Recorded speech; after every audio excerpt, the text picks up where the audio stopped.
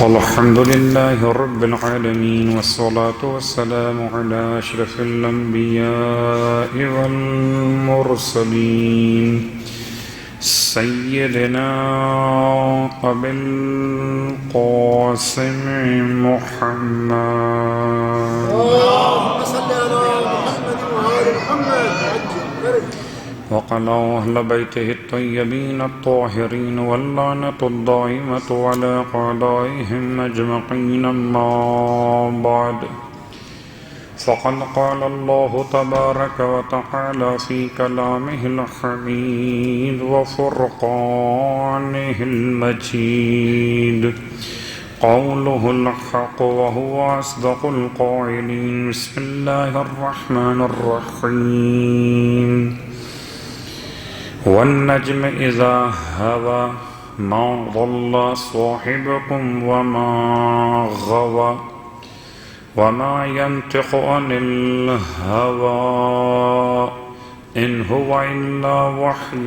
يوحى علمه شديد القوى ذو مرة فاستوى وهو بالأفق الأعلى ثم دنا فتدلى فكان قاب قوسين أو أدنى فأوحى إلى عبده ما أوحى ما كذب الفؤاد ما رأى أفتمارونه على ما يرى ولقد رآه نزلة أخرى عند السدرة المنتهى عندها جنة المأوى إذ يغشى السدرة ما يغشى ما زاغ البصر وما طغى لقد رأى من آيات ربه الكبرى صلى الله عليه تمام تعریفیں پروردگار مصطفیٰ کے لیے اور تمام ہدیہ درود و سلام سید و سردار ختمی مرتبت آپ کی اولاد طیبین و طاہرین کے لیے الحمدللہ الذی جعلنا من المتمسکین بالقرآن العظیم وجعلنا من المتمسکین بولایت علی بن ابی طالب علیہ السلام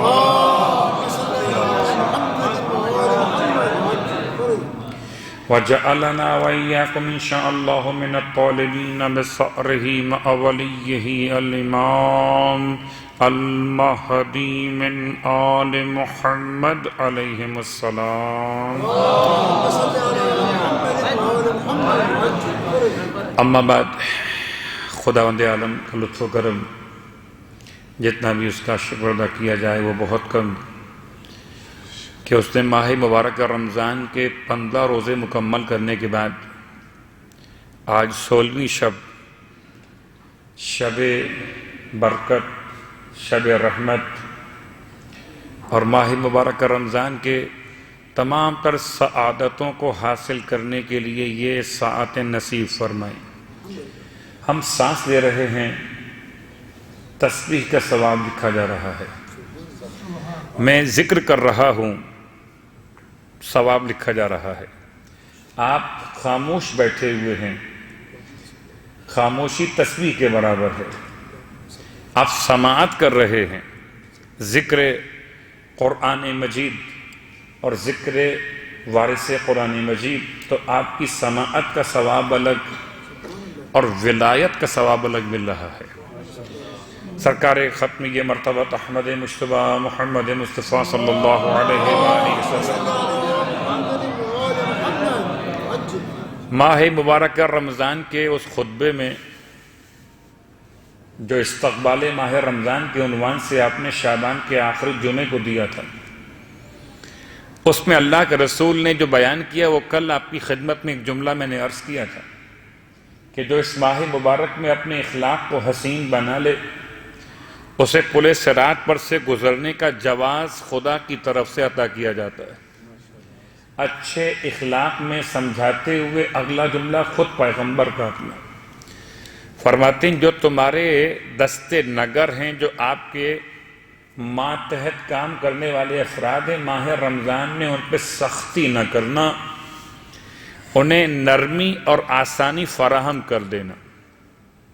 یعنی انسان کے اخلاقیات میں یہ بھی بات شامل ہے کہ 11 مہینے نارمل بیہیویئر ہونا چاہیے، جو جاب کے تقاضے ہیں، جو اصول ہیں ملازمت کے، جو آپ کے ماتحت کام کرنے والے ہیں ان کے ساتھ وہی سلوک اختیار کیجئے کہ جو آپ کی سیٹ کا تقاضا ہے۔ ایسا بھی نہیں ہونا چاہیے کہ انسان آفس کو امام بارگاہ بنا، صلوات پڑھے محمد و آل محمد۔ اس لیے کہ امام بارگاہ کا مطلب صرف خالی بیٹھ جانے کا نام امام بارگاہ نہیں ہے۔ جو رزق حلال آپ سیٹ پر بیٹھ کر کماتے ہیں، یہ بیٹھنا بھی امام بارگاہ ہے۔ یہ جو آپ اپنے ماتحت سے اس کی سیٹ کے مطابق اس کی حیثیت کے اعتبار سے کام لیتے ہیں، ایمانداری کے ساتھ، دیانتداری کے ساتھ یہ کام لینا اور آپ کا کام کرنا، یہ بھی عبادت ہے۔ ایسا نہیں کہ ہاتھ پر ہاتھ رکھ کر بیٹھ جائیں اور نعرے لگانا شروع کر دیں، کیا ایسا ماحول بنا دیں کہ سامنے والا آپ کو آفس سے ہی نکال دے؟ نہیں، ایسا نہیں ہے۔ جو کام جس مقام پر کیجئے، مولا کائنات کی محبت کو دل میں لے کے کیجئے۔ حتیٰ کہ آپ اپنے گھر میں ہیں، آرام کر رہے ہیں، تب بھی مولا کی محبت۔ حتیٰ کہ آپ اپنے آفس میں ہیں اور اپنے آفس کا ورک کر رہے ہیں، تب بھی مولا کی محبت۔ حتیٰ کہ آپ روڈ پر ہیں اور سفر طے کر رہے ہیں، تب بھی مولا کی محبت۔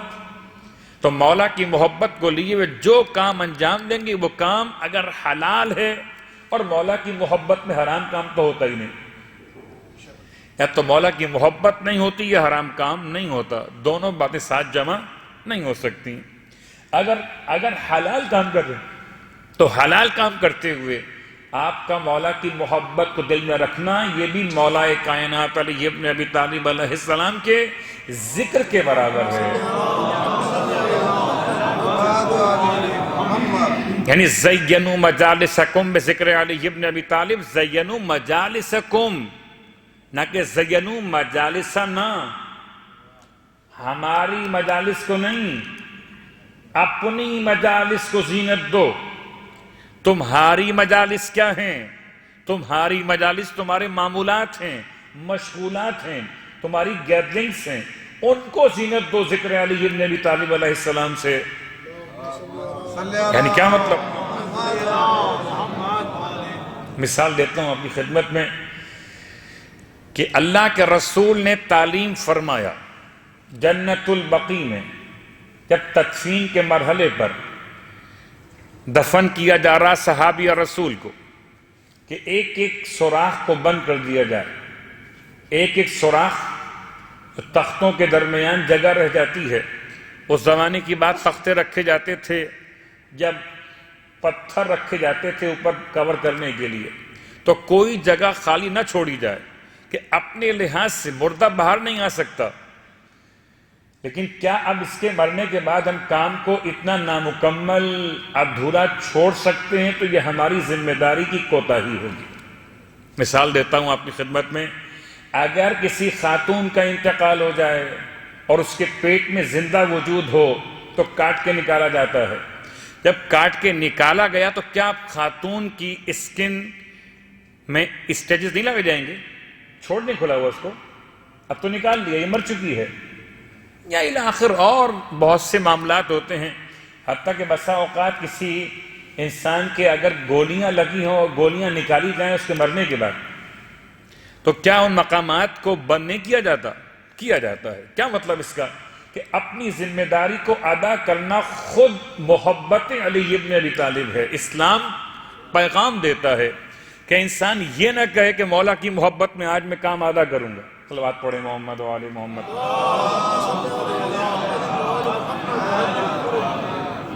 البتہ وہ مسائل اپنے مقام پر آئیں گے کہ جہاں انسان کے لیے وہ کیفیت پیدا ہو جائے کہ مولا کی محبت میں اگر وہ ذکر مولا کے لیے، اگر مجلس امام علیہ السلام کے لیے نکل کے آ رہا ہے تو اپنی ذمہ داری پہلے پوری کرے، اس کے بعد شرکت مجلس سے ادا کرے، نہ کہ اس معنی میں اس کو لیا جائے کہ جی میں اس کا مطلب یہ سمجھوں کہ مجلس ہوتی رہے، ماتم ہوتا رہے، مجھے اس کی کوئی پرواہ نہ ہو. نہیں، ایسا نہیں ہے.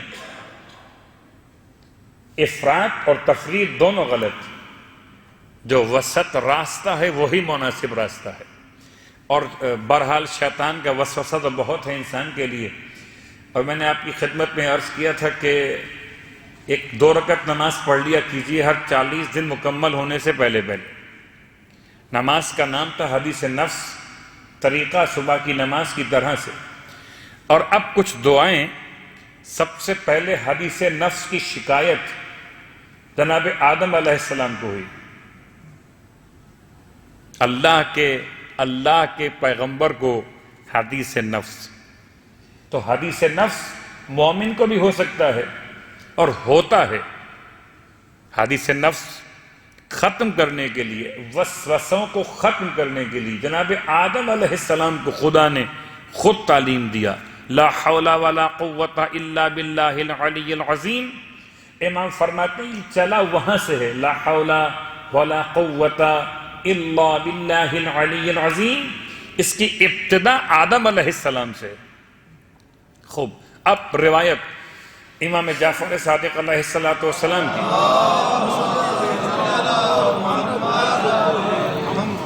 فرماتے ہیں کہ اگر وسوسے بہت پریشان کریں، وسوسے کیا ہیں؟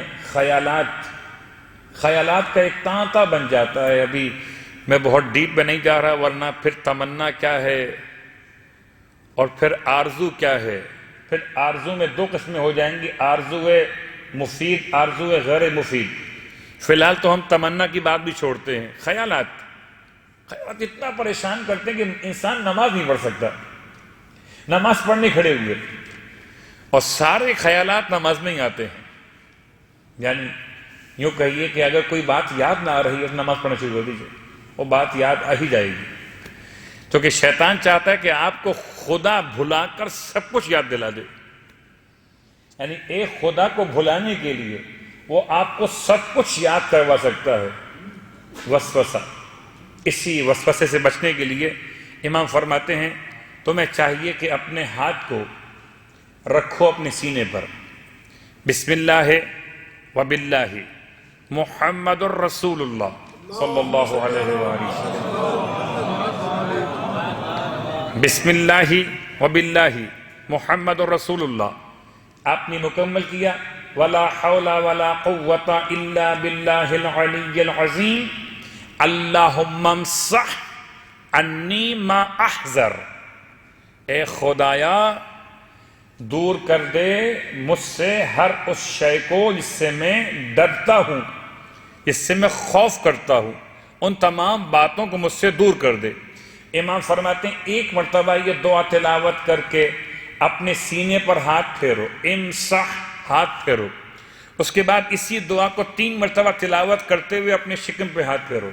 بسم اللہ وباللہ محمد الرسول اللہ صلی اللہ علیہ وآلہ ولا حول ولا قوت الا باللہ العلی العظیم. اللہم امسح عنی ما احذر. ٹھیک. ممکن نہیں ہے کہ آل محمد میں کوئی دعائیں نہ بتائی. صلوات پڑھیں محمد و آل محمد. مسئلہ کیا ہے؟ ہمارے اور آپ کے درمیان مولا کو پکارنا آسان لگتا ہے مادیات میں.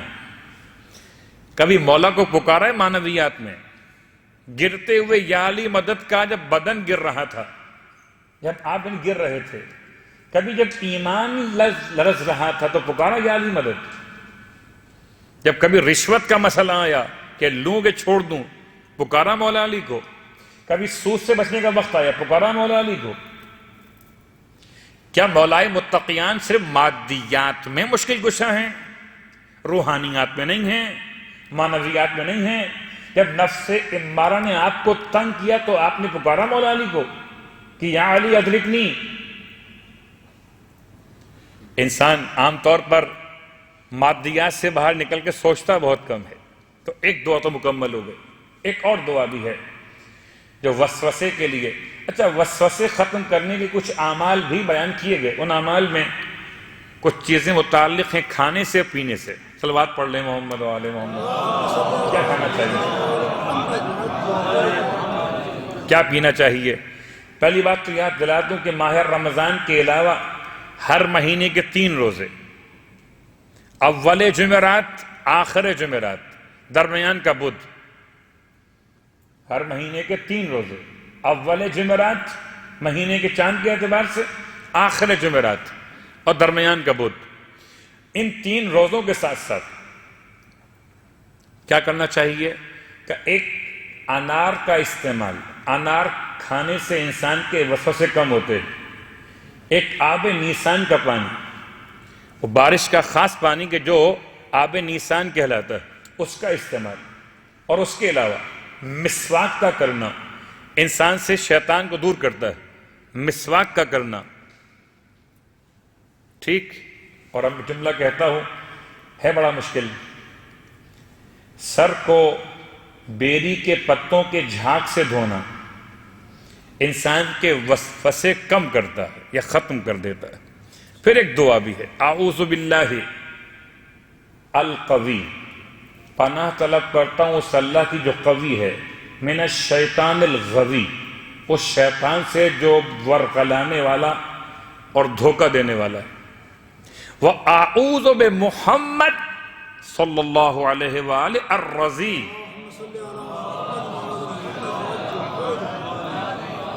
اور پناہ مانگتا ہوں اللہ کے رسول کی.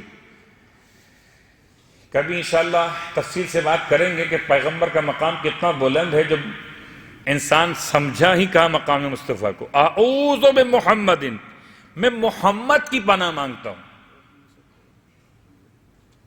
آپ نے اس دعا میں اعوذ باللہ القوی من الشیطان الغوی پڑھ لیا, واعوذ بمحمد الرضی, اس پیغمبر کی پناہ, الرضی کہ جو پروردگار سے منزل رضا پر واقع ہوئے.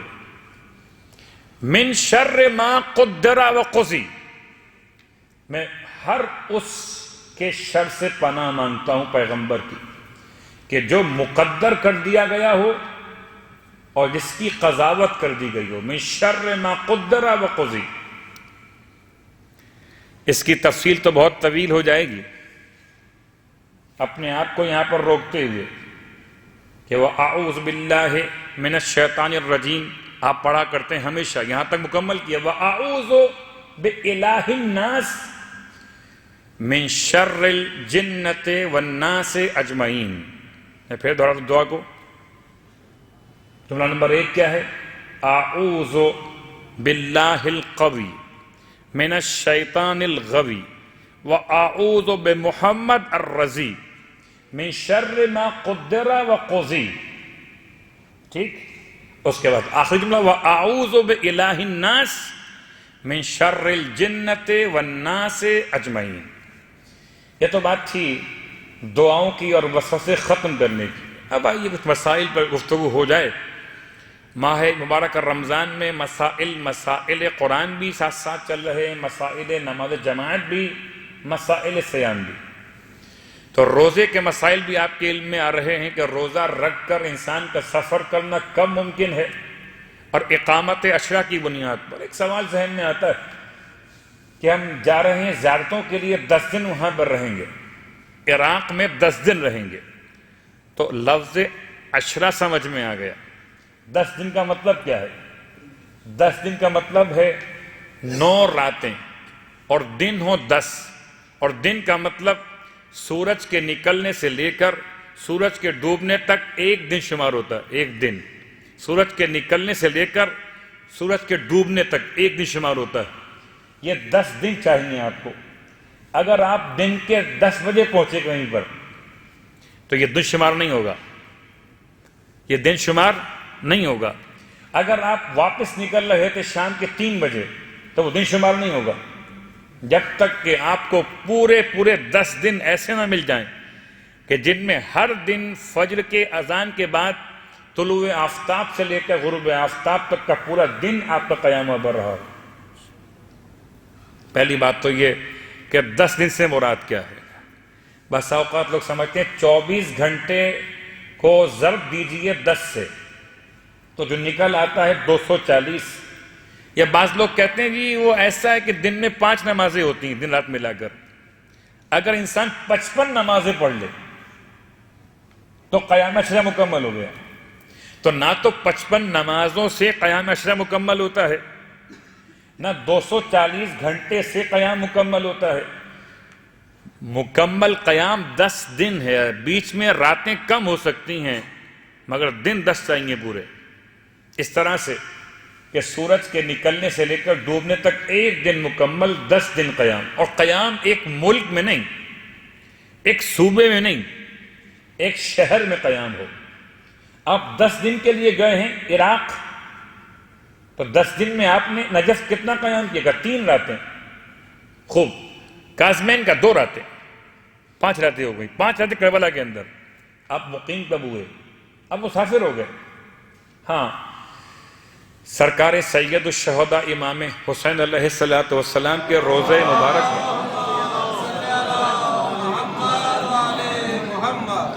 نماز مسافر کو پڑھنے کے لیے کوئی اختیار ملتا ہے کہ نہیں ملتا؟ ملتا ہے مگر بہت محدود ہے. یعنی ذریح مبارک کے اطراف 11.5 میٹر بمطابق فتوی آغا سیستانی. ذریح مبارک کے 11.5 میٹر چاروں طرف. اگر اس ایریے میں آپ نے نماز پڑھنی ہے تو آپ مسافر ہونے کے باوجود نماز کو پورا بھی پڑھ سکتے ہیں اور قصر بھی پڑھ سکتے. لیکن اس کے سوا نجف اشرف اتنا بڑا مقام مگر نماز مسافر کے لیے وہاں پر قصر ہی ہوتی ہے. پھر کا مولا متقیان کی یہاں کا اصلاً حرم مولا کا مسجد کوفہ ہے. مسجد کوفہ آغائے خوئی، آغائے خمینی، آغائے خامنئی، مگر آغائے سیستانی کے نزدیک پورا شہر کوفہ، پورا شہر کوفہ. اس کا فائدہ کب ملتا ہے؟ جبکہ مسجد سہلہ میں انسان نماز پڑھ رہا ہو، نماز ادا کوئی 4 رکعتی نماز. اگر آغائے سیستانی کا مقلد ہے تو مسجد سہلہ کیونکہ شہر کوفہ میں واقع ہے تو نماز پوری پڑھ سکتا ہے. لیکن یہ عجیب بات ہے کہ جب ڈسکاؤنٹ ملتا ہے لوگوں کو تو ڈھونڈتے ہیں کہ پوری نماز کہاں پڑھنی ہے. اور جب کہا جائے نماز قصر پڑھ لو تو کہتے ہیں کہ کیا اب بھی مسافرت کے مسائل وہی ہیں جو 1400 سال پہلے تھے؟ آج سفر کی بات کرنا ہے، سفر معراج کی. ایک سفر ختمیہ مرتبت کا سفر تھا، مگر اس سے پہلے جملہ مکمل کر لوں کہ دنیا میں کوئی شہر ایسا نہیں کہ جہاں پر انسان کو نماز پوری پڑھنے کا اختیار ہو. مسافر 10 دن کے قیام سے بھی اس کا کم قیام ہو سوائے 4 مقامات کے. 4 میں ایک مسجد حرام، مسجد نبوی، بعض مراج عزام کے یہاں پرانی مسجد، نئی مسجد، پرانا مدینہ مکہ، نیا مکہ مدینہ، اختلاف ہوتا ہے. یا اس کے بعد تیسرا مقام شہر کوفہ یا مسجد کوفہ، اور آخری مقام حرم، روضہ یا ذریح مبارک کے اطراف 11.5 میٹر کا علاقہ. لیکن ان 4 مقامات میں سے ایک مقام ایسا ہے جہاں پر مسافر کو روزہ رکھنے کی شرعاً اجازت. صلوات پڑھے محمد و آل محمد. ورنہ مسافر پر روزہ رکھنے کی شرعاً اجازت نہیں ہے الا اس مسافر کے اس کا سفر معصیت ہو. سفر معصیت ہو. وہ مسافر جو حد ترخص سے پہلے واپس لوٹ کے آ جائے، وہ مسافر اس کی مسافت شرعی کے اعتبار سے مکمل نہ ہو، اس کا بھی روزہ ہوگا، اس کا بھی روزہ ہوگا. اور وہ مسافر جو ظہر یعنی زوال آفتاب کے بعد سفر کا آغاز کرے. لیکن ایک مسافر وہ بھی ہے جس کو شرعاً روزے کی اجازت ہے، اور وہ روزہ کون سا؟ نہ ادائے ماہ رمضان، نہ قضائے ماہ رمضان، نہ منت، نہ نظر، نہ عہد، بس روزہ حاجت ہے مدینہ منورہ میں کہ جو ہر مسافر کو رکھنے کی شرعاً اجازت ہے. مسافر اور ہم غیر مسافر مدینہ منورہ 3 روزے حاجتوں کے، انشاءاللہ خدا نصیب کرے مدینہ منورہ کی زیارت۔ اتنا آہستہ آمین کریں جیسے کوئی ٹیکسٹ لگ گیا، آمین کہنے پہ صلوات پڑھے محمد و آل محمد۔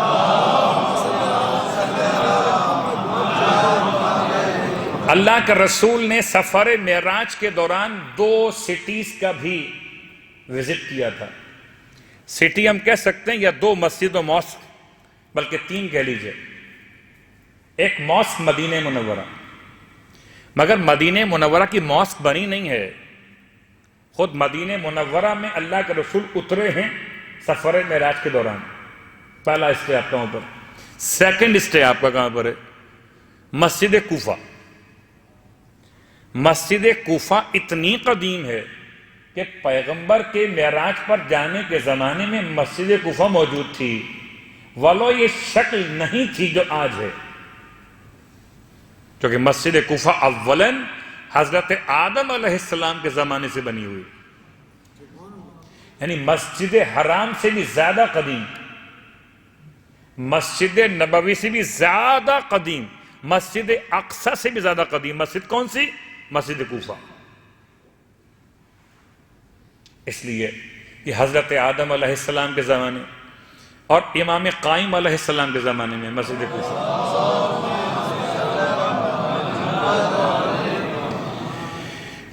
آج ذکر معراج کیوں ہے؟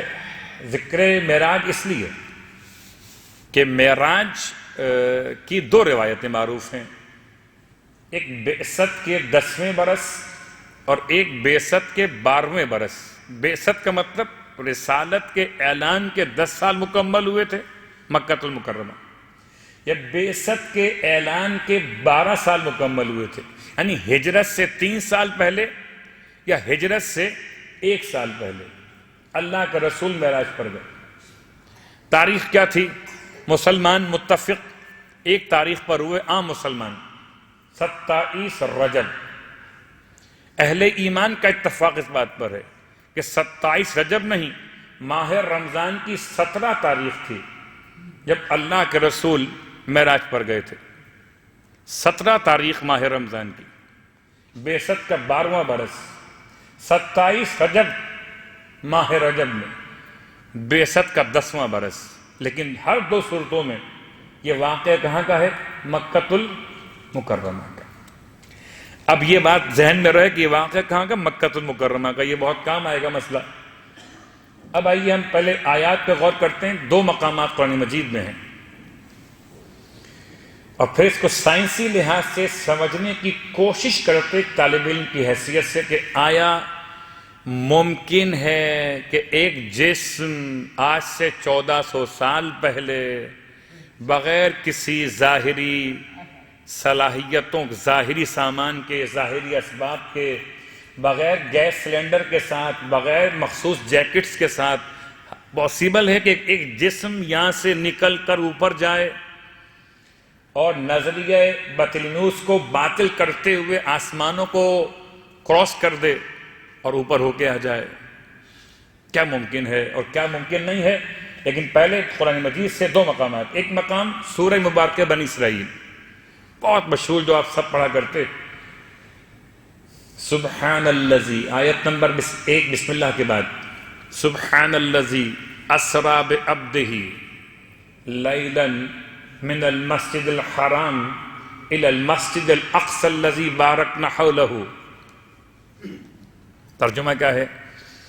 سبحان الذی، بے عیب ہے وہ اللہ، اس اللہ میں کوئی عیب نہیں ہے، کوئی کمی نہیں ہے، نہ علمی اعتبار سے، نہ سائنسی اعتبار سے، نہ صلاحیت کے اعتبار سے، نہ قدرت کے اعتبار سے، نہ توانائی کے اعتبار سے، نہ زمانے کی اونچ نیچ کے اعتبار سے، کوئی کمی نہیں۔ سبحان الذی، کون اللہ؟ جو بے عیب اللہ ہے۔ سبحان الذی، کون اللہ؟ اسری بعبدہ، اس نے سیر کروائی اپنے عبد کو ایک رات میں، لیلا من المسجد الحرام الى المسجد الاقصی، مسجد حرام سے مسجد اقصی تک۔ اب آئیے ترجمہ یہاں تک مکمل ہوا. کیوں کرائی؟ بارکنا حولہ، مسجد اقصی کہ جس کے اطراف میں برکتیں ہی برکتیں تھی. کرائی کیوں؟ تاکہ ہم اپنی آیات اس کو دکھا دیں. لِنُرِيَهُ مِنْ آیاتنا، کہ ہم اس کو اپنی آیات دکھا دیں. پہلی بات یاد دلا دوں، کیا معراج ختمیہ مرتبت کے زمانے میں ہی آپ کو ہوئی؟ آپ سے پہلے انبیاء کو معراج نہیں ہوتی تھی؟ جواب جی ہاں، ختمیہ مرتبت سے پہلے بھی بعض انبیاء کو معراج ہوئی ہے. ایک مثال قرآن مجید سے اور تقریباً 3 مقامات سے مثال کتاب انجیل. بات پڑھ رہے ہیں محمد و آل محمد.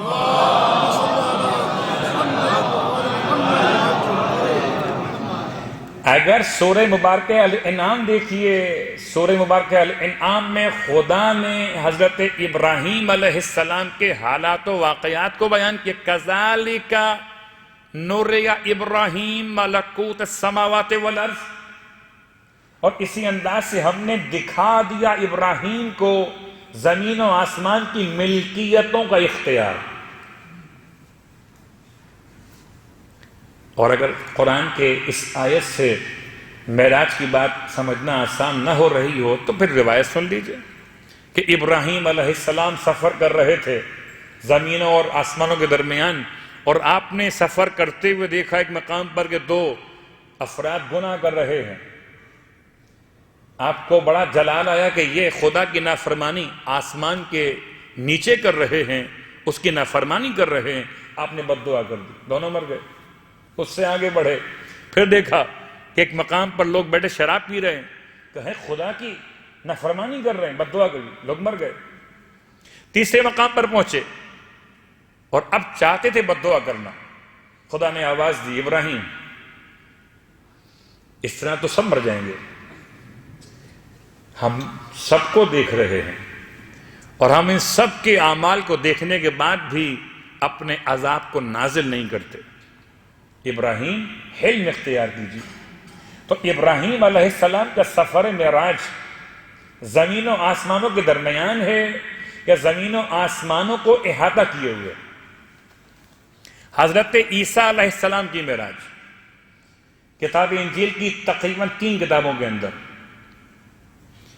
باب نمبر 6، باب نمبر 21 اور باب نمبر 14، چاہے یہ انجیل لوقا، مرقس اور یوحنا، ان تینوں کے اندر کہ عیسیٰ علیہ السلام کو جب پھانسی پہ چڑھا دیا گیا تو وہ مردہ افراد میں شامل ہو گئے اور پھر مردوں کے درمیان سے زندہ اٹھ کر کھڑے ہو گئے. کتاب کا حوالہ انجیل. اور 40 دن زندوں میں رہے، اس کے بعد انہیں اوپر اٹھا لیا گیا، یعنی آسمان کی طرف بلند ہو گئے، ہمیشہ ہمیشہ کے لیے معراج پہ چلے گئے. معراج کیا ہے؟ اوپر جانا. تو عیسیٰ کہاں پر ہیں؟ اوپر ہیں.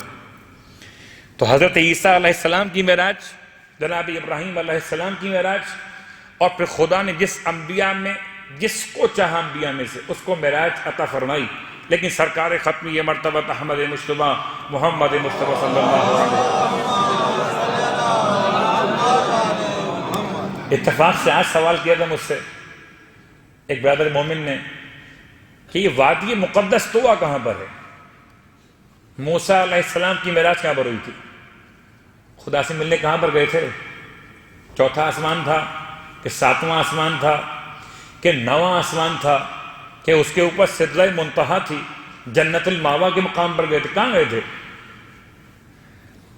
موسیٰ علیہ السلام خدا سے کلام کرنے کے لیے، الواح توریت لینے کے لیے، اور آپ کی معراج کا دورانیہ تھا 40 ڈیز، 40 دن رہے معراج کے اوپر. معراج تھی کہاں پر؟ علماء تشیع کہتے ہیں کہ وادی مقدس طویٰ کی ایک تعویل نجف اشرف مولا کائنات علی ابن ابی طالب علیہ السلام کا مقام ہے.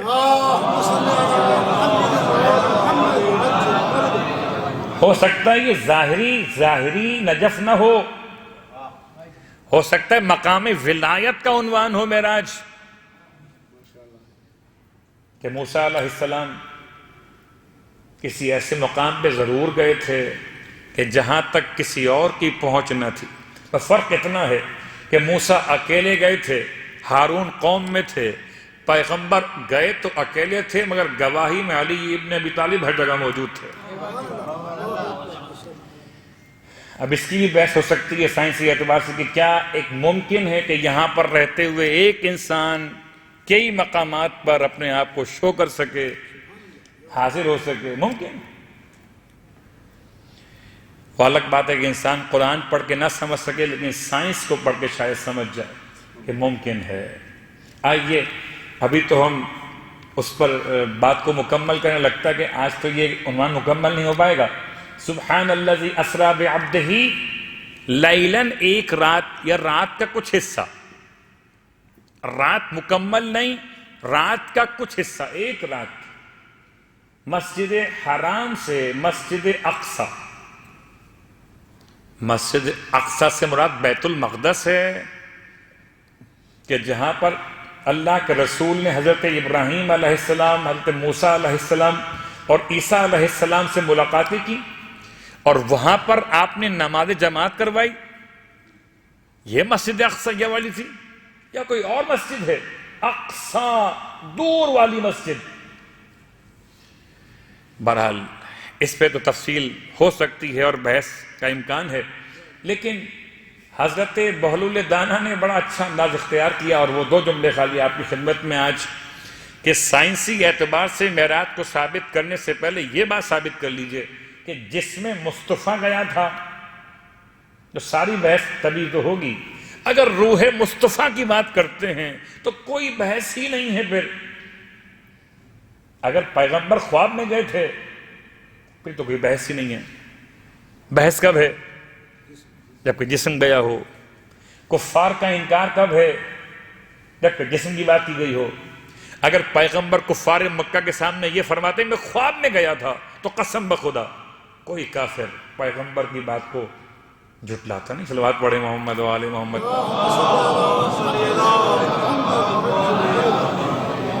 دو سیاسی بیانات ہیں، ایک حسن بصری کا ہے اور ایک ام المومنین کا ہے، جو تمام خواتین میں سب سے کم سن کہی جاتی ہیں.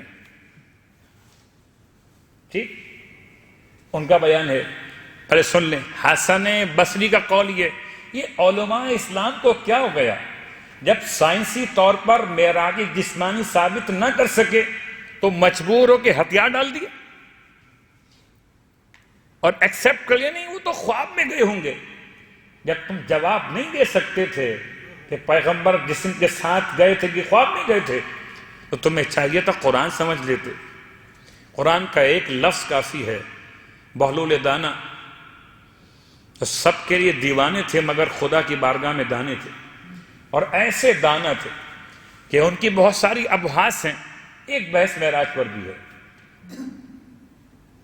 اور یہ کیوں پیش کر رہا ہوں کہ تاکہ آج معراج کے بہت قریب رات میں ہیں. کل کی رات معراج کی ہے اور آج ہم آغاز کر رہے ہیں. ہو سکتا ہے کل پوری تقریب معراج کے موضوع پر ہو. لیکن جناب بہلول دانا جب بحث کر رہے تھے علماء برادران اہل سنت سے تو وہی ایک بحث تھی. حسن بصری کا قول اور اماں کا قول لے کے بیٹھے ہوئے تھے. اماں کہتی ہیں کہ قسم پروردگار کی، روایت کے الفاظ قسم پروردگار کی، کہ معراج کی رات پیغمبر کا بدن ہم سے جدا ہی نہ ہوا تھا. میں ہاتھ جوڑ کے کہتا ہوں توہین مت کرو امہات المومنین کی. کیوں؟ اس لیے کہ پہلے نکاح ثابت تو کر دو. معراج کے موقع پر ان خاتون کا اللہ کے رسول کے گھر میں صلوات پڑھے محمد و آل محمد نکاح ثابت ہے. اگر پہنچ سکے وہاں تک تو میں بہت شبہ کی بات کر رہا ہوں. کب نکاح ہوا ہے؟ مدینہ منورہ میں. میں نے آپ سے 2 بار کہا تھا کہ بعثت کا 12واں برس تب بھی مکہ ہے، 10واں برس تب بھی مکہ ہے. تو معراج مکے میں ہوئی ہے، شادی ان خاتون سے مدینے میں ہوئی ہے. تو پیغمبر خدا کے عنوان سے کوئی توہین واقع نہ ہو جائے. یہ نہ کہا کرو. ٹھیک ٹھیک ہے، اگر تمہیں معراج جسمانی سمجھ میں نہیں آتی تم مت سمجھو، لیکن ایسے الفاظ نہ ادا کیا کرو۔ آئیے معراج جسمانی سمجھانے کے لیے بہت سمپل اور آسان جملہ استعمال کیا جناب بہلودانہ نے۔ بحث ہو رہی تھی، جسمانی معراج تھی، وہ کہتے ہیں ممکن ہی نہیں ہے۔ نظریہ فلاسفہ کا اس زمانے میں یہ تھا کہ آسمان کے جو 7 آسمان ہیں یا 9 آسمان اس زمانے میں لوگ شمار کرتے تھے فلاسفہ، یہ 9 آسمان پیاز کے چھلکے کی تہ کی طرح سے، ایک کے بعد ایک، ایک کے بعد ایک، ایک کے بعد ایک۔ کیا مطلب اس کا؟ کہ ان میں 2 کام نہیں ہو سکتے، ایک خرق ایک التیاق، یعنی نہ یہ پھٹ سکتے ہیں نہ ہی جڑ سکتے ہیں۔ پیاز کا چھلکا ہے، یہ نہ پھٹ سکتا ہے آسمان، اور اگر پھٹ جائے تو جڑ نہیں سکتا۔ حیرت کی بات ہے، پیاز کے چھلکے کی مثال دیتے ہو جو پیغمبر چاند کو توڑ کر پھر جوڑ دے، ابھی انگلی کے اشارے سے۔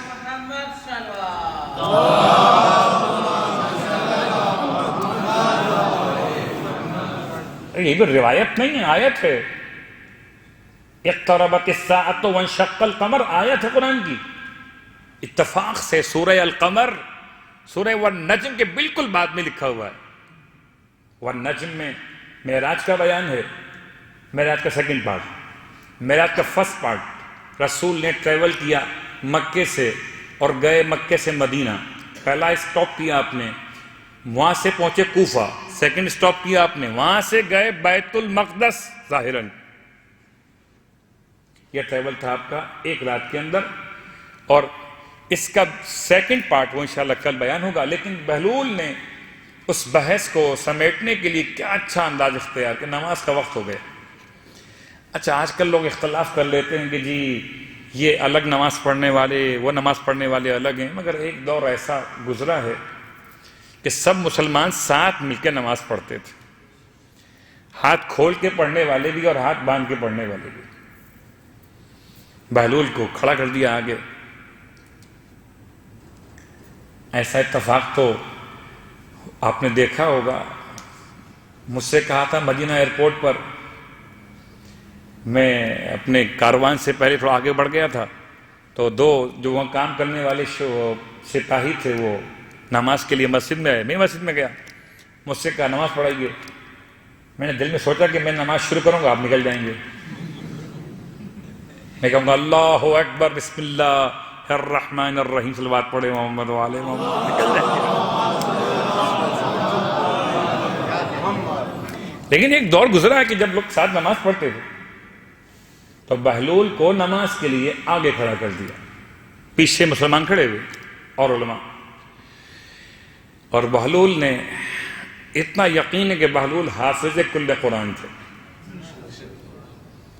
آل محمد کے چاہنے والے آج لوگ کہتے ہیں کہ قرآن کے حافظ آپ کے نہیں ہوتے، میں کہتا ہوں آج بھی ہوتے ہیں، مگر صرف حافظ نہیں ہوتے بلکہ محافظ بھی ہوتے ہیں۔ ہمارے یہاں وہ سسٹم نہیں ہے نا کہ قرآن سنایا جائے، قرآن پڑھا جائے نمازوں کے نام سے، لیکن ہیں حافظ قرآن۔ تو بہلول کون؟ حافظ قرآن۔ بہلول نے نماز میں شروع کی الحمد کے بعد سورہ مبارک بنی اسرائیل یا سورہ الاسراء، سبحان الذی اسریٰ بعبدہ کو جان بوجھ کے پڑھا غلط، سبحان الذی اسریٰ بروحہ، پیچھے سے گلا صاف کیا گیا۔ ایک طریقہ ہوتا ہے، یہ تو میں نے آپ کو سمجھانے کے لیے آواز نکالی اپنی، طریقہ ہوتا ہے کہ اگر امام جماعت بھول جائے، افسوس تو یہی ہے نماز ایسا مسئلہ ہے کہ اگر امام جماعت بھول جائے تو پیچھے کے لوگ یاد دلاتے ہیں کہ قبلہ یہ سجدہ رہ گیا، یہ تشہد رہ گیا، یہ سلام غلط پڑھ دیا۔ اب اپنی زبان سے نہیں بول سکتے نا، کیا بولیں مولوی صاحب آیت نمبر یہ آیت غلط پڑھ دیا آپ نے، نہیں بول سکتے۔ کیا کرنا ہے پھر کوئی ایسا الفاظ زبان پہ لانا ہے جو ذکر خدا میں شامل ہو، یا اللہ، سبحان اللہ، یہ آواز ایسی آواز جو بے معنی آواز ہو کہ اگر متوجہ نہ تو متوجہ ہو جائے۔ بہلول کو پیچھے سے لوگوں نے اشارے کیے اپنے انداز میں، بہلول نے پھر آیت کو ریپیٹ کیا، سبحان الذی اسری بروحہ، پھر اشارے ملے، تیسری بار پھر ایسا ہوا، بہلول ایسا لگتا ہے کہ نماز کی نیت کیے ہوئے نہیں تھے، اس لیے تیسری بار میں منہ پیچھے موڑ کے کہتے ہیں ساری بحث اسی کے اوپر تو ہے۔ اللہ کہتا ہے عبد کو لے گیا، تم کہتے ہو خالی روح گئی تھی۔ لے جانے والا کہتا ہے کہ وہ اپنے بندے کو لے گیا، اور بندہ دو چیزوں کے مجسمے کا عنوان ہے، دو سے مل کے بنتا ہے، ایک جسم سے ایک روح سے۔ بے عبد ہی، اپنے عبد کو لے گیا، تم کہتے ہو خالی روح گئی تھی۔ خلاصہ اگر معراج صرف روح کی ہو تو اس میں کوئی کمال نہیں ہے۔ بہت سخت جملہ کہہ رہا ہوں، کیوں؟ اس لیے کہ مولا کائنات علی ابن ابی طالب علیہ السلام سے پوچھا گیا،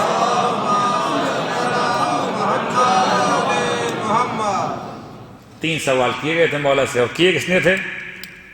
جو حضرت تھے نا، انہوں نے سوال کیے تھے کہ یہ بتائیے، اور تین سوال دو چھوڑ دیتا ہوں، آج ایک سوال خالی کرتے ہیں، یہ بتائیے کہ ہم کبھی کبھی خواب دیکھتے ہیں سوتے ہوئے، دیکھنے والے بھی ہم، نیند بھی ہماری، کبھی خواب سچا ہے کبھی خواب جھوٹا ہے، یہ ایک ہی دیکھنے والا کبھی سچا خواب دیکھتا ہے اور کبھی جھوٹا خواب دیکھتا ہے۔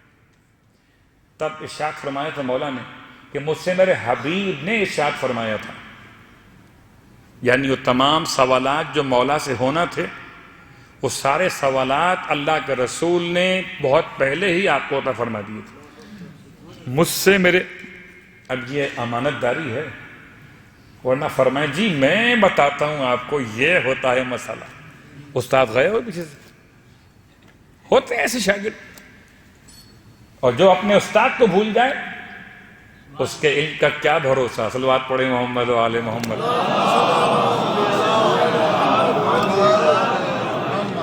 مجھ سے میرے حبیب نے فرمایا تھا کہ یہ سوال تم سے کیا جائے گا، تو دیکھو جواب کیا اس کا، کہ جب انسان سوتا ہے تو اس کی ارواح، اس کی روح نکل کر جانب آسمان چلتی ہے، اگر چوتھے آسمان تک پہنچ کر آنکھ کھلے تو خواب سچا ہو جاتا ہے، اور چوتھے آسمان سے پہلے آنکھ کھل جائے کوئی اٹھا دے تو خواب جھوٹا ہو جاتا ہے۔ اس کا مطلب کیا ہے کہ انسان حالت خواب میں اس کی روح سفر کرتی ہے اوپر کی طرف، تو اگر روحانی معراج کوئی معراج ہوتی تو ہر مومن کو معراج ہو رہی ہوتی۔ اور بقول مولانا غلام حسین نعیمی صاحب کے علی اللہ مقام، وہ کہتے ہیں اگر ایسی معراج چاہیے تو اس کا آسان نسخہ یہ کہ انسان 4 پراٹھے کھائے جس میں چنے کی دال بھری ہوئی ہو، اوپر سے 2 لسی گلاس پی لے، اور پھر بیری کے درخت کے نیچے لیٹ کے سو جائے، اتنی معراج ہوگی، اتنی معراج۔ صلوات پڑھے محمد و آل محمد۔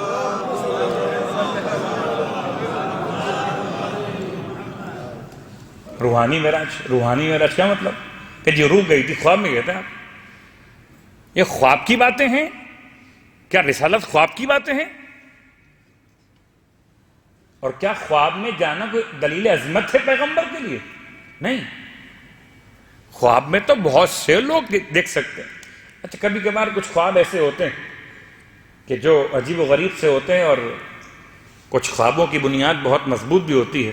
روایت ہے کہ مومن کا خواب نبوت کے 40 حصوں میں سے ایک حصہ ہے۔ نبوت کے اگر 40 حصے کیے جائیں اس کے تقوی اور زہد کی بنیاد پر، تو ایک حصہ مومن کا خواب بھی ہے۔ یا روایت میں 70 حصے نبوت کے اور ایک حصہ خواب مومن۔ سچا خواب مومن کا حالت طہارت کے ساتھ بستر پر لیٹ کر تو انسان خدا کو یاد کرتے ہوئے سو جائے، اس کا خواب سچا خواب ہے۔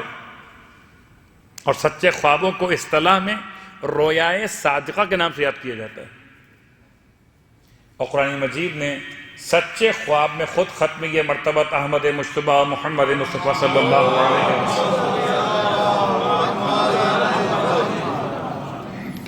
کہ آپ نے جو خواب دیکھا تھا کہ ہم احرام پہن کر خانہ کعبہ کا طواف کر رہے،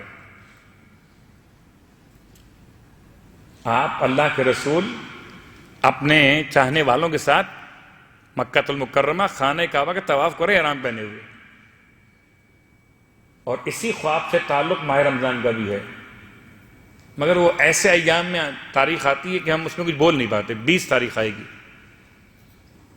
یعنی فتح مکہ، اور فتح مکہ سے پہلے عمرۃ القضاء، اور اس سے پہلے صلح حدیبیہ، اور حدیبیہ سے پہلے آپ کا خواب۔ تو پیغمبر کا خواب معراج نہیں ہے، لیکن پیغمبر کا خواب حجت ضرور ہے۔ جب ایک مومن کا خواب نبوت کے 40ویں حصے کے برابر ہو سکتا ہے تو ختمی مرتبت کا خواب کتنا معتبر ہوگا۔ اب میں کیا کہوں آپ سے، پیغمبر سوتے ہی کب تھے؟ سوتے ہی کب تھے؟ تو کیا جاگتے میں خواب آتے تھے؟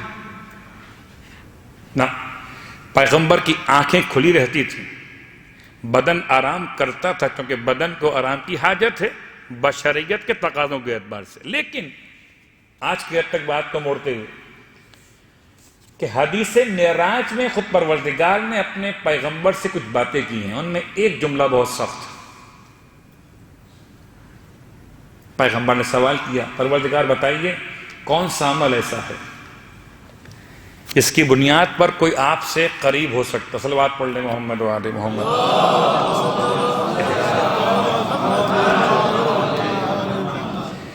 کون سا عمل ایسا ہے جس کی بنیاد پر کوئی انسان آپ کا تقرب حاصل کر لے؟ ہم سب کی ایک ہی کاوشیں ہیں، ایک کوششیں ہیں، قربتاً اللہ، نماز ہو کہ روزہ ہو کہ حج ہو زارہ تو عبادت، قربتاً، حالانکہ ہے نہیں ایسا، ایسا ہے نہیں۔ قربتاً اللہ میں بہت سے مسائل شامل ہو جاتے ہیں۔ بھائی اور روزے سے انسان کا ویٹ کم ہوتا ہے، قربتاً اللہ کہاں ہوا پھر یہ؟ وضو سے انسان کا چہرہ صاف ہو جاتا ہے، قربتاً اللہ کہاں پر ہوا یہ؟ اگر قربتاً اللہ ہو تو جیسے روزہ عبادت ویسے کھانا عبادت، اگر قربتاً اللہ ہو تو جیسے منہ دھو کر وضو میں طہارت عبادت ویسے تیمم کی مٹی ملنا عبادت، قربتاً اللہ۔ لیکن وہ سوال جو اللہ کے رسول نے کیا، اور اللہ کے رسول کو حدیث معراج میں ایک مرتبہ خدا نے پکارا یا محمد کہہ کر، اللہم صلی اللہ، اور اس کے علاوہ 3 سے 4 مقامات ایسے، بلکہ زیادہ مقامات کہ جن میں یا احمد کہہ کے پکارا، یا احمد۔ اگر چاہتے ہیں کہ وہ عمل معلوم کریں کہ جس کی بنیاد پر کوئی بندہ مجھ سے قریب ہو سکتا ہے، تو میں آپ سے کہتا ہوں کہ اپنی رات کو دن بنا دو اور دن کو رات بنا دو۔ اجعل لیلک نہارا ونہارک لیلا، بنا دو اپنی رات کو دن اور دن کو رات۔ پوچھا پروردگار سے اللہ کے رسول نے، پروردگار یہ میرے رب کیسے ممکن ہے یہ کہ اپنی نوم کو قیام سے بدلو اور اپنے طعام کو صیام سے بدلو؟ اس کو آپ کہتے ہیں، آسان زبان میں کہتے ہیں، قائم اللیل و صائم النہار۔ دن کھانے کے لیے ہوتا ہے نارمل، اور رات سونے کے لیے ہوتی ہے۔ دن کھانے کے لیے ہوتا ہے، رات سونے کے لیے ہوتی ہے۔ دن کام کے لیے ہوتا ہے، رات آرام کے لیے ہوتی ہے۔ دن کو رات بنا دو کہ جیسے دن بھر جاگتے ہو رات بھر جاگو، اور رات کو دن بنا دو جیسے کہ تم رات بھر سوتے اور کھاتے نہیں ہو، ایسے دن بھر روزے کی حالت میں رہو، کچھ کھاؤ نہیں، یعنی دن بھر روزے کی حالت میں رہو اور رات بھر قیام کی حالت میں رہو۔ اب بات واضح ہوئی کہ پیغمبر کے خواب کی بات کریں، پیغمبر سوتے ہی کب تھے؟ ارے جس کا شاگرد علی نہ سوتا ہو، کیا استاد سوتے ہوں گے؟ صلوات پڑھے محمد و آل محمد۔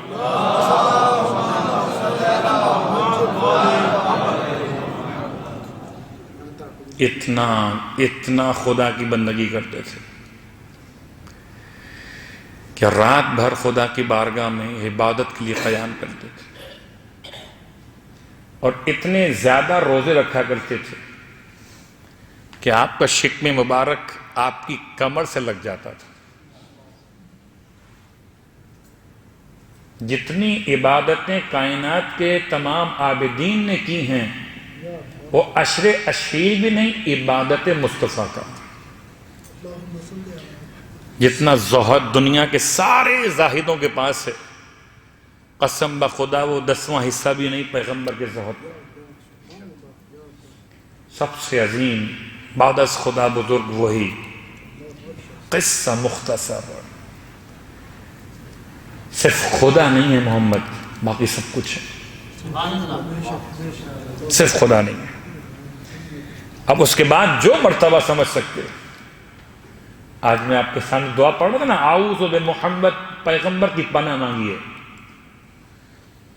جب کبھی ان معاملات میں پریشان ہو جائیں جو مقدر اور قضاوت کے ہوتے، قضا اور قدر کے معاملات ہوتے، من شر ما قضی و قدر یا قدر و قضی، پناہ مانگتا ہوں اللہ کی، پیغمبر کی۔ کس سے؟ ان دو معاملات سے۔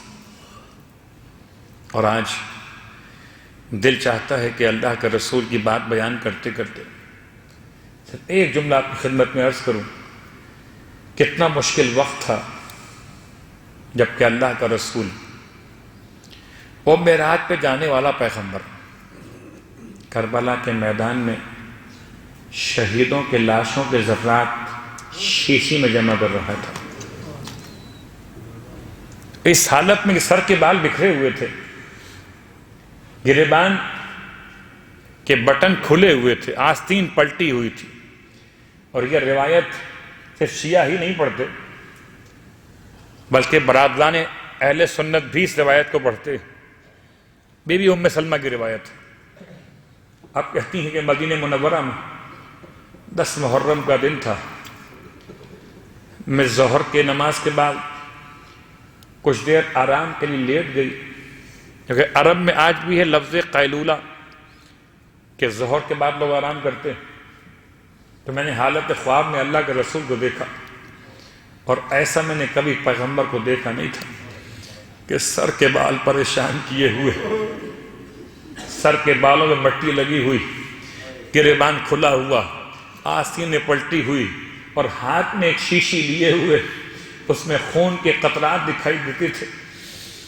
میں تڑپ گئی، اللہ کے رسول سے کہتی تھی ام سلمہ، یا رسول اللہ یہ آپ کی کیا حالت ہو گئی؟ تب اللہ کے رسول نے فرمایا، تو ام سلمہ تم آرام کر رہی ہو، میرا بھرا گھر لٹ گیا۔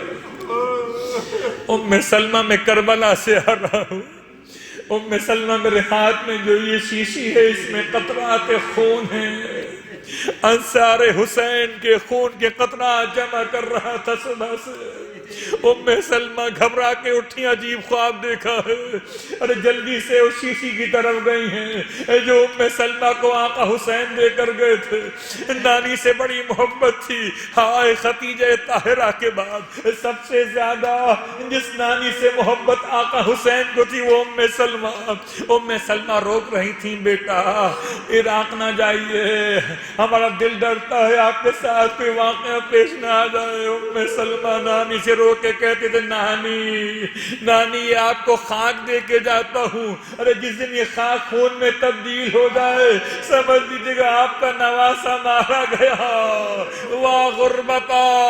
جناب ام سلمہ کو میرے آقا اور مولا نے وہ منظر دکھایا تھا جب جناب ام سلمہ بیتاب ہیں، اپنے نواسے کو چھوڑنا نہیں چاہتی، رو کے فرمایا نانی آپ دیکھنا چاہتی ہیں، میں آپ کو کربلا کا منظر دکھا دیتا ہوں۔ وہ منظر امام نے دکھایا تھا کہ ایک ہاتھوں پر بچے کی لاش لیے ہوئے کوئی غریب مسافر ہے، اس کے بدن کے کپڑے تیروں کے زور سے پھٹے ہوئے ہیں، مٹی لگی ہوئی ہے۔ پوچھا یہ کون ہے؟ کہ نانی ذرا حسین اصغر کی لاش کو لیے ہوئے۔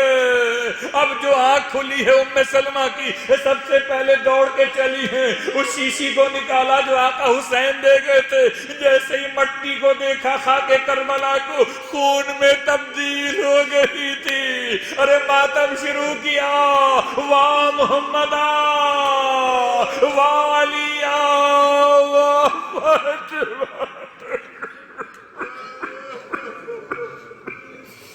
اللہ لعنت اللہ علی القوم الظالمین وسيعلم الذين ظلموا أي منقلب ينقلبون۔ بار اللہ واسطہ محمد و آل محمد کا ہماری اس عبادت کو اپنی بارگاہ میں قبول و مقبول فرما۔ بار اللہ واسطہ محمد و آل محمد کا حاضرین مجلس کی حوائج شرعیہ کو پورا فرما۔ بار اللہ واسطہ محمد و آل محمد کا پروردگار تمام تر شہداء ملت کے درجات بلند فرما، شہداء کے قاتلوں کو نابود فرما، تمام بیمار مومنین مومنات کو، ان کے بچے بچیاں جو جہاں کہیں بیمار ہیں زخمی ہیں، تمام کو شفاء کاملہ عطا فرما۔ جنہوں نے دعا کی التماس کی ان تمام کی دعائیں مقبول و منظور فرما۔ بار اللہ واسطہ محمد و آل محمد کا پروردگار دنیا بھر میں جہاں کہیں محبان آل محمد آباد ہیں، ان کی جان مال عزت اور آبرو کی حفاظت فرما، ان کے کاروبار حلال پاکیزہ رزق میں برکتیں عطا فرما۔ بار اللہ واسطہ محمد و آل محمد کا ان کے خلاف ہر سازش کو ناکام و نامراد فرما دے۔ بار اللہ واسطہ محمد و آل محمد کا کوئی غم نہ دے سوائے غم آل رسول کے۔ مرنے سے پہلے کربلا معلیٰ کی زیارت نصیب فرما، مرنے کے بعد کربلا والوں کی شفاعت نصیب فرما، جنت میں کربلا والوں کے قدموں میں غلاموں کو جگہ نصیب فرما، امام زمانہ علیہ السلام کے ظہور میں تعجیل فرما، ہم سب کو امام علیہ السلام کی خدمت گزاروں میں شامل فرما۔ اعلان فاتحہ کے ناموں سے پہلے روز کی طرح آج بھی سوال ہوگا اور اس کا جواب اور آپ کی خدمت میں انعام یعنی ایک ہدیہ پیش کیا جائے گا۔ صلوات پڑھ لیں محمد و آل محمد۔ آج کا دوسرا سوال یہ ہے کہ حضرت موسیٰ معراج کے لیے کتنے دن پہلے تشریف لے گئے تھے اور کہاں تشریف لے گئے؟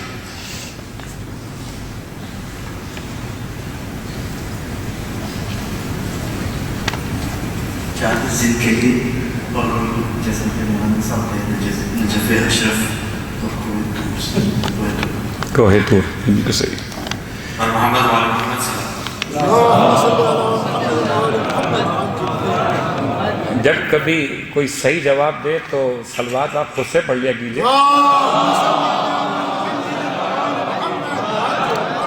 دیکھیں یہ جو لفافہ ملتا ہے ایک انعام کے طور پر، یہ امام بارگاہ کی طرف سے ہے، اور مومنین کی طرف سے جو ہونی چاہیے مومن کے لیے حوصلہ افزائی، وہ صلوات سے بہتر ہو کیا ہو سکتی ہے۔ سورہ فاتحہ کی التماس سے آج کی افطار کا انتظام بندے خدا کرمانی فیملی، لیلانی فیملی، ان کے تمام مرحومین کے لیے، مرحوم Roshan Ali Lalani Dharsi family, Merchant family, Nayani family, Poonawala family کے مرحومین، اور جمال فیملی، پکراج فیملی کے مرحومین کے لیے، اور مرحوم محمد حسین، مرحومہ مریم بائی، اور مرحومہ راحیلہ بنت جعفر، مرحوم حسن علی اسماعیل، مرحومہ شیرین بائی، آغا وسیع قاسم قدلباش، اور ان تمام ناموں کے ساتھ ساتھ تمام حاضرین کے مرحومین، تمام شہداء ملت کے لیے الفاتحہ۔ مکھراج فیملی، بسم اللہ الرحمن الرحیم، مالک یوم الدین، ایاک نعبد و ایاک نستعین،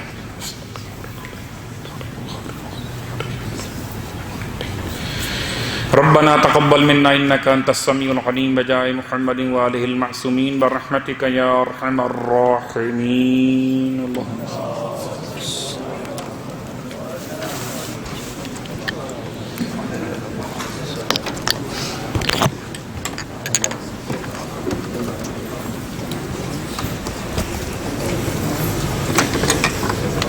گیا.